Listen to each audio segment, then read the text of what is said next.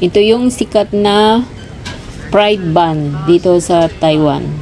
Tingnan nyo guys, pero tingnan nyo yung paglilinis ng lutuan ng isa. O, ayun o, kinaskas na ng steel wool. Ayan. Tapos, itatapon yung pinagkaskasan at pupunasan na lang ng damit. O, ganyan ang paglilinis. O, diba? Wae. Bilisan lang. Pero sikat yung pagkain na yan. Fried bun. B-U-N. Yan sa English ang tawag. Hindi ko alam kung ang tawag sa Chinese. Ayan. So, ito yan ang binili ko. Kaya, 5 peraso, 80 NT dollar ang 5 peraso nun. Masarap yan pag lalagyan mo ng chili sauce. Halos lahat ng pagkain dito kung gusto mo may chili sauce. Ayan o.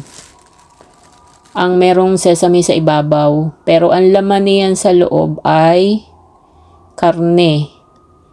Giniling na karne na kung ano ng spices ang nakalagay na merong dahon ng sibuyas. Masarap yan.